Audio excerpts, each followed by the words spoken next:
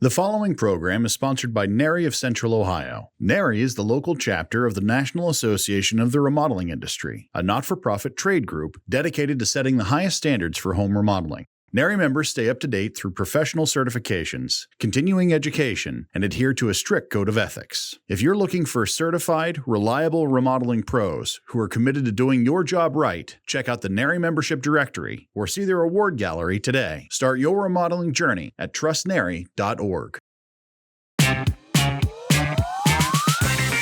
Remodeling is more than just nails and drywall. It's passion, grit, and more than a little bit of humor. Welcome to the Remodelers Roundtable, where we talk shop, share stories, and get to know the people shaping the industry, one renovation at a time.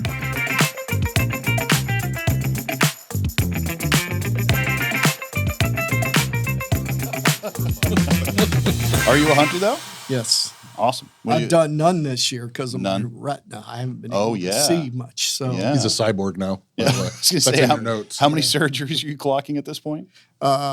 4. Maybe next Thursday I'll be headed to 5. Oh my God.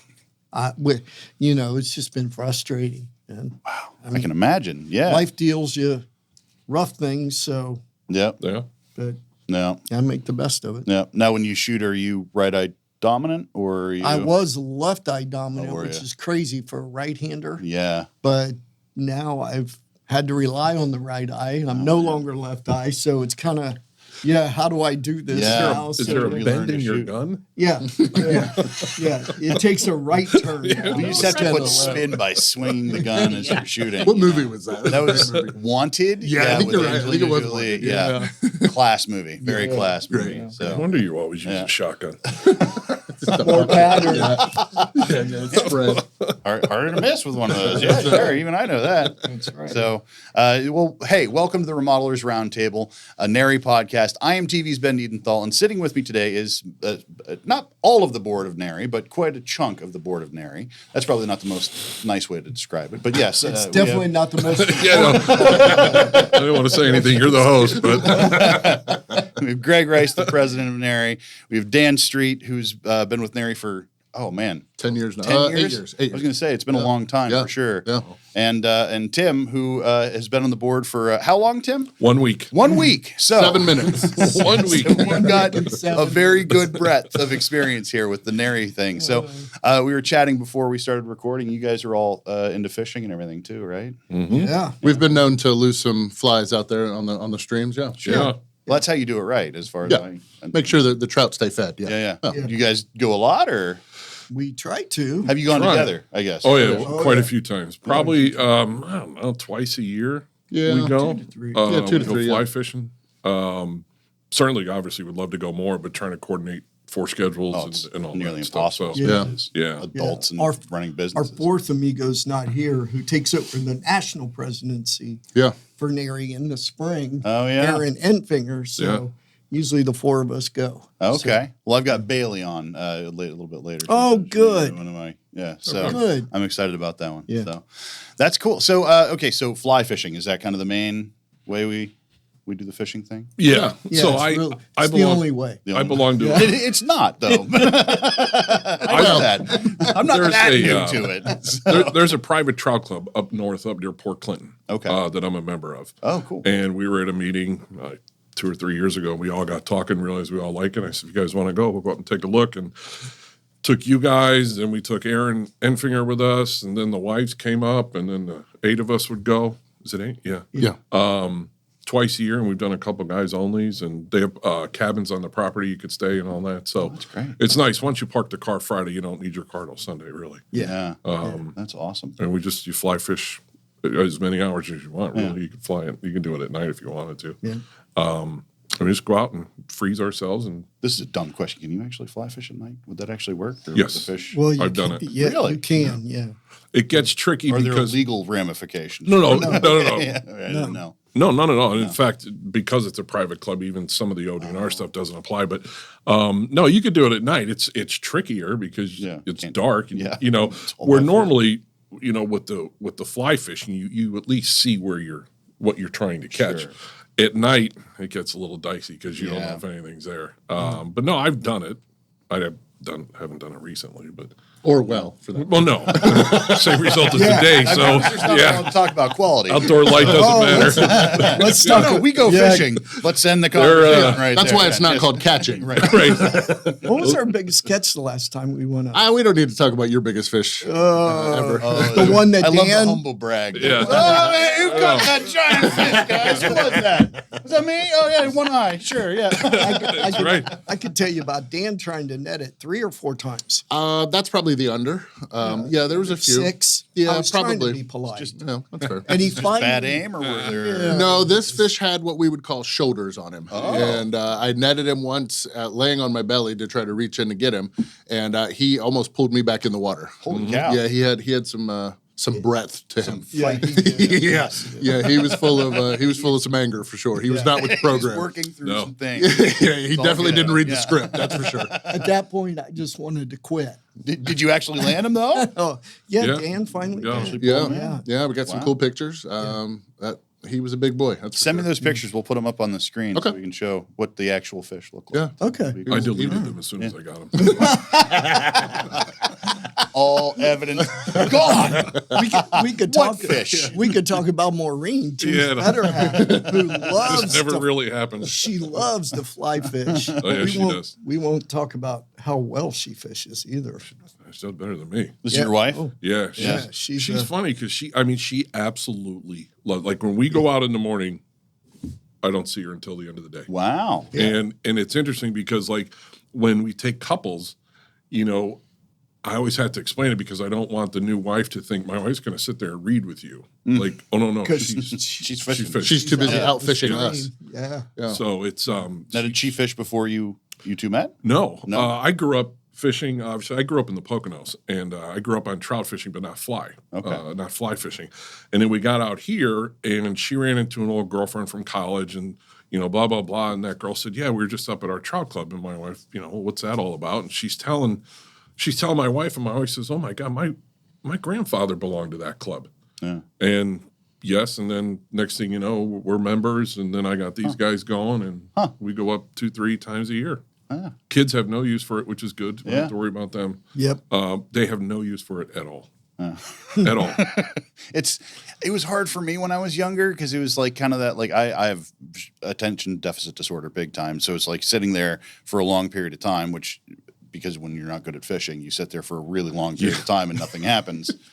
That's what I've heard. I don't know. Maybe that's when you're good at fishing too. Okay, I haven't crossed that threshold. I've seen those people up there. He's in the mirror usually, right? But it was so boring to me. But now as an adult, like the idea of sitting someplace quiet and just not doing anything else except just focus, that sounds heavenly. So It yeah, is. I It get is. And I'm wondering if my kids, they're in their first jobs out of college, maybe, a year or two now. I'm wondering if going forward, they'll start to realize that part of Yeah. it. Like, oh, okay, this isn't how many fish did you Right. catch? It's I'm away from everything. Right. And especially like once you get into whatever your regular grind is, like I think you kind of get this like, no, those quiet moments are But They're it's good. nice. They're very good for the soul. Yeah. My son fishes to this day. Yeah. Matter of fact, he got tired of Ohio cold and moved to Florida. I so don't he blame can him one fish bit. It's year been really round. awful lately. Yeah. Yeah. We're recording this in sort of late January at this point when we've just had another huge polar vortex. Yeah. hit us. And the other day, school's been canceled this entire week. That was my week, is basically 2 very bored children at home with us. And you can't go outside because it's so damn hurts. cold. Yeah. And it's Yeah. literally painful to go outside. So we're just sitting around the house bored out of our minds. So, yeah. No, I But- get it. The cool thing though is that we share this love for fishing and flies and things like that. But the part that's pertinent to the podcast here is that we all met through NARI. Yeah. Right. Yes. Is our Yeah. professions kind of brought us together. Yeah. And then we found the personal side of it that has then flourished, I think, our relationships together tenfold. Wouldn't you guys agree? Yeah. Yeah. Absolutely. Yeah, I'd even go a step further and say, really, it's not about the business of NARI. It's about the relationship building. Tim and I had this conversation before that I think the most important thing is the networking we do at the monthly gatherings and the other meetings throughout the year where you get to meet other people in the industry that are like-minded and just enjoy what they do, but they get to know each other like we did. And next thing you know, we're spending weekends together. Right. Why I'm doing it with Dan, I don't know. But no. Court ordered, I thought. We've right? won court order about that, actually. It's been a little concerning. So this is actually an intervention. Yeah. So with Dan here, so he knows what the problem is. We haven't had the heart yet. No, but like, I mean, that's one of the things that really attracts me. I'm not a contractor in that sense of the word. I don't rebuild houses. I shouldn't. I just had an electrician in to fix a huge mistake that I made. But when it comes to this sort of thing, like talking to folks who do this stuff on a regular basis, talking to people who have met through NARI and have formed these camaraderies, that's one of the most important things that I've noticed about being around NARI. Is there's a lot of other networking groups out there that it's very much the hand a business card, shake hands. Hey, maybe I'll see you at the next networking thing or whatever it is. But with NARI, it's like, no, you work with everybody here on a regular basis, and you also socialize. And it's funny you say that. So there's some other networking groups out there that are very, hand the business card, what are you going to do for me? And I'll do this for you. But I don't think that that's how we are at all. And all my years of experience, it's really more about just getting to know the people. And as a fellow NARI member that you have that expectation of quality and that you're on the up and up and, things like that. And all of the requirements to become a NARI member are so stringent, and you're reviewed by the board, and me being the membership director, those are some things that are important to us. I kind of look at myself as the gatekeeper to make sure that those people that join are worthy of access to our group of people in the industry, just because it's so quality driven and the standards are so high and the expectations between each other are so at a level that requires that protection of our group. Great culture. Yeah. I know that word's thrown around a lot, but it's true with NARI. It's a great culture. It really is. Yeah. And I think to your point, Dan, ultimately at the end of the day, this is going to eventually be something where people come to NARI to find somebody to remodel their home. And maybe whoever that is within NARI is fine. It's, but what we want to show is that these people, not only are they excellent remodelers, and so many amazing remodelers inside NARI, and contractors and talented artisans and everything like that, but they're also really awesome human beings that all really love and respect each other on many, many levels. Yeah, it's funny you say that, because when I joined the group a long time ago, I always thought the competition's going to be there, and these remodelers are literally at times passing each other in the driveway of a prospective client's home, and there's the connotation of you go after your competition and you try to take them down and things like that. But it's interesting to see as the members come into these membership meetings, like Greg mentioned, how everybody kind of puts their swords away, and it's like, did you I saw you at the Davis house, did you guys get that, or the Smiths, or, and then they talk about what the differentiator was, and we decided to go this route with the design, and they really liked that, and things like that. So it's interesting to see people, like I said, put the swords away and kind of just collaborate and things like that. I introduced a newer builder and member to Greg at a meeting a couple months ago who's getting ready to do a new build. He was a remodeler prior to that, and he's new to Columbus, had joined and has a new build that he's doing in Marysville. And he was kind of just trying to spot check some pricing and try to meet some subcontractors to help him with some things. And he was telling me about this. And again, we built a connection because I'm the membership director, and I've been helping him with some stuff. And I said, let me go grab Greg right now. So I went and grabbed Greg, who's been in the industry for a bazillion years. I think he helped build Fred Flintstone's house.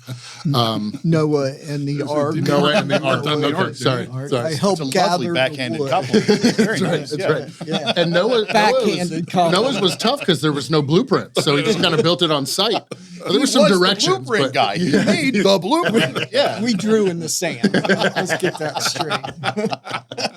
But, you go grab Greg right away, and it's like, here's 30, 40, 50 years of experience and his Rolodex, which I'm sure he still has, as the rest of us have cell phones. But, then Greg's able to go out back, build a fire, send up smoke signals to some of these guys that he's worked with, and help this new guy out. That's right. Yeah. I think you sent a fax or something. I don't know what that is. Back to 1987. My phone started making a weird noise. That's right. Yeah. But, it was cool to be able to be the conduit to help this young guy out. I think he's in his late 20s. He's a aspiring business owner. He's taking that next step from, and Greg, you can speak to this, as going from remodeler to a new build is a big undertaking. You know what I mean? And there's a lot of exposure to the business there as well. There is. And it only takes a few missed estimates to put you in a very bad light with that house. So there's a lot of pitfalls to new builds versus remodeling. Yeah. I mean, it's a recent example. I mean, this was 2 months ago, I think. You know, we're helping this guy out. And I just talked to him this morning, and he starts that project next month as soon as the ground decides to cooperate and thaw out. But you know, it's cool to be able to be that conduit and connect the new with the veteran builders and that's the point of the group. Is let's all, you know, rising tide raises all ships. Let's all be better together. And how many members are in NARI right now? So it fluctuates a little bit, but you know, based on who needs to renew and things like that. But we're usually pretty close to 200. We're one of the larger chapters in the country, one of the more active in the country. And it has honestly won some national awards recently too. Quite a few. We were hooting and hollering in DC, and we actually had a table behind us come up and ask us if we were going to keep being that loud the whole time.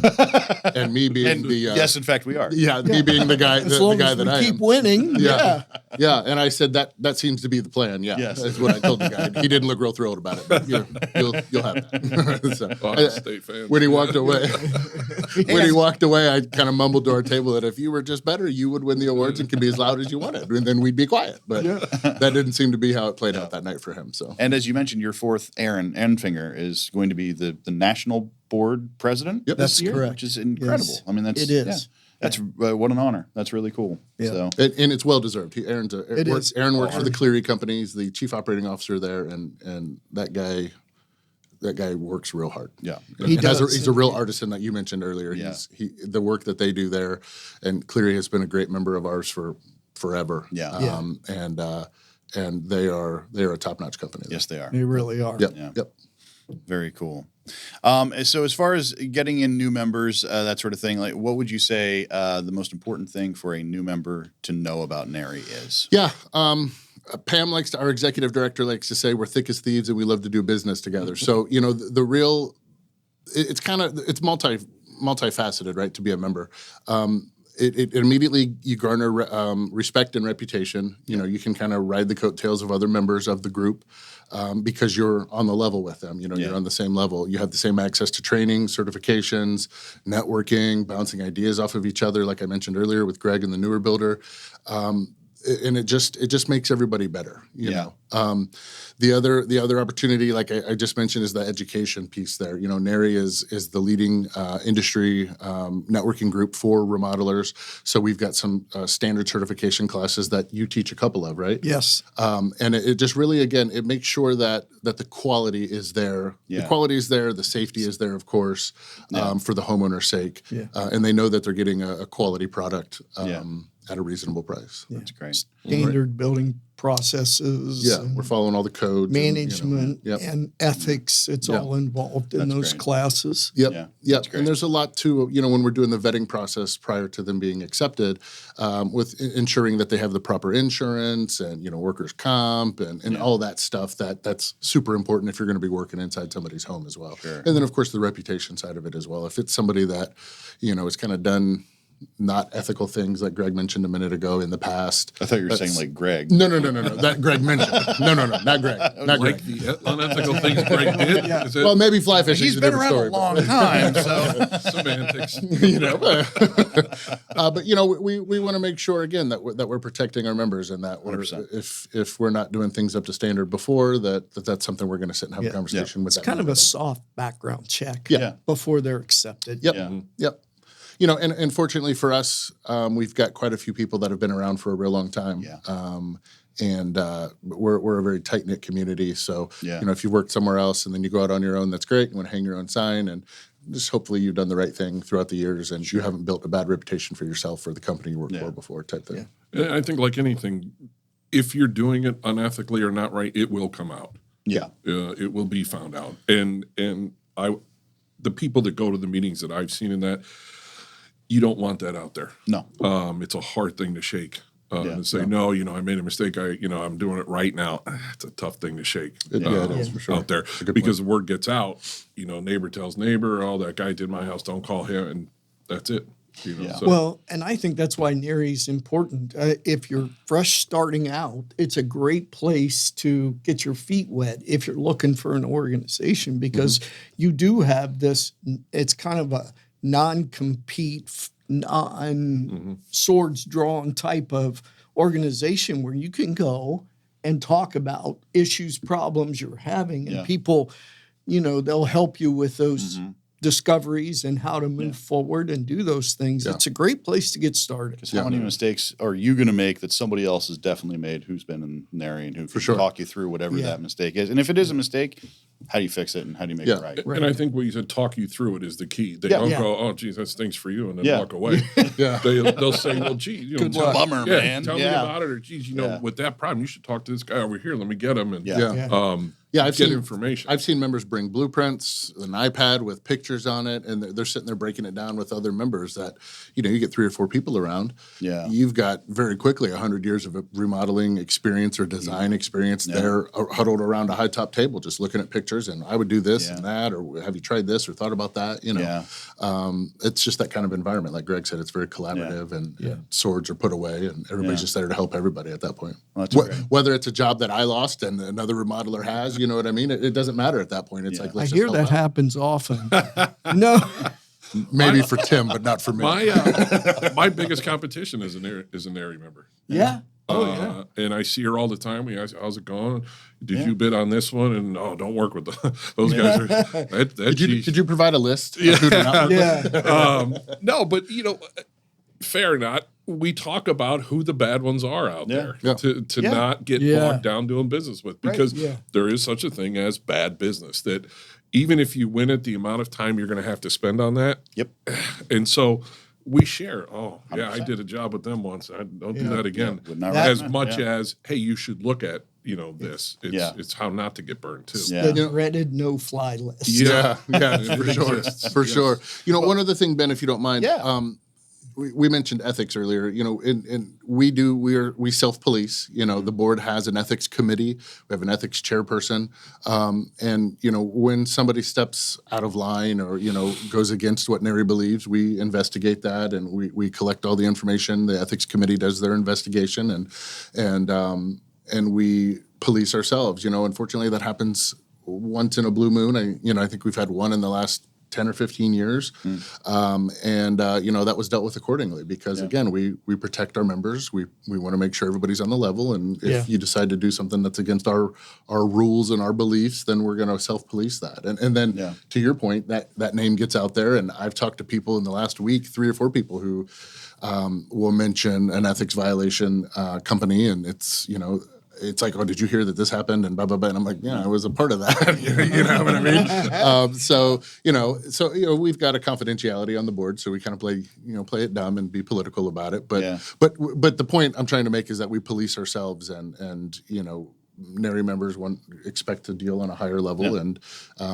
we look for those things. Yeah, because when you're looking for a remodeler, and you're probably looking at a very expensive proposition. Sure. And you want to make sure that when you're spending all of that money, it's going to somebody who's going to actually do the job right, and you're going to get what you want out of it. Yeah, exactly. So that's obviously rubber meets road kind of talk. But so obviously you guys are not just NARI board members, but you are also part of NARI as members yourselves. So you're Correct. Dan, where do you work? Yeah, I work with No Drip Painting. We're based in Grove City. I'm the director of sales and marketing now. That's great. Yeah. That's very cool. Yeah. And I'm at Big Sandy Superstore in the Kitchens Inspired division, which is the luxury builder commercial side of it. And we've always been a sponsor. When I started at Big Sandy almost 5 years ago, they said we need to start going to meetings to meet the people that would need those products. Yeah. And that's how I started going. And I've been going to monthly meetings for 4 years. And then, 2 weeks ago, I got a call. Said, hey, I have an idea for you, and now I'm doing a podcast. So that's how that goes. I should have. It's always an adventure, right? I should have asked more questions, but no, we like it that way. Then you don't.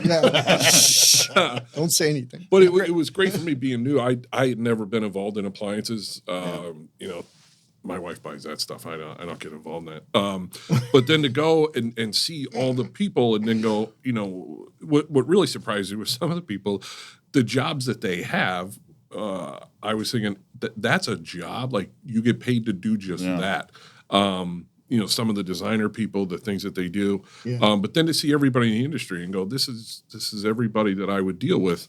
And then, like Dan said, you run into commonality where you meet someone who does maybe bathrooms, and you have the same customer. Yeah. I didn't know that they were buying from you, and you didn't know they were buying from me. And, what else are you working on? And then down the road you go from there. So it's been great. That's awesome. Mm-hmm. That's good. And Greg, you built the first house. For George Washington, wasn't it? I think was your first Wasn't it a shelter for that tree that they took the apple off? Lean to it. Can you tell? I'm sorry. I'll stop. I love my comrades. No, but it speaks to the breadth of experience you actually do have for Greg Reis Remodeling. Sorry. Yeah, I started when I was 16 years old. And one of the things I like to tell my customers now, you get to benefit from all the past mistakes I've made. And that truly is true. That's wisdom. Yes. Yes. As long as you don't repeat them. So if you don't do that, it's good. Yeah, it's been a long road. I worked for Dave Fox for quite a while, just recently retired a few years ago. And the minute I retired, the phone started ringing without any advertisement. And I've been busy ever since. There you go. But I'm going to start slowing down, I think, a little bit. You've There's said that too for many 2 years big now. fish out there to catch. Here we go. And I don't mean clients. Well, real quick, how can everybody get a hold of No Drip? Yeah.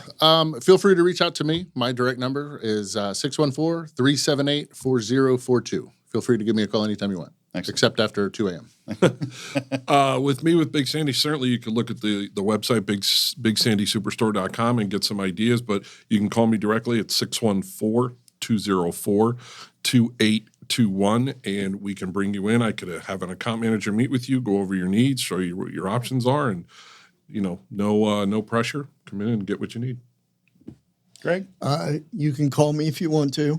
Like I said, I'm kind of backing down a little bit. I've already got this year, 25, pretty well booked for most of the year. Wow. But if you have any concerns or even any of our trade partners, if you young starting out there, if you just want to have coffee one morning, give me a call, 614-306-7047. Be more than happy to sit with you and help you in any way I can. When he says coffee, he means at like 4:30 in the morning. Yeah. He gets up really, really early. Yeah. He has to get up, turn the sun on. If the rooster crows, I slept in. And if you are like me and you're thinking about getting a remodel, trustnary.org is the very best place to start. That's where you can find all of these guys and so many other members who do all different kinds of things for home remodeling, home improvement, the whole thing. So thank you so much for tuning in today to the Remodelers Roundtable, a NARI podcast. I am TV's Ben Niedenthal, and we will see you next time.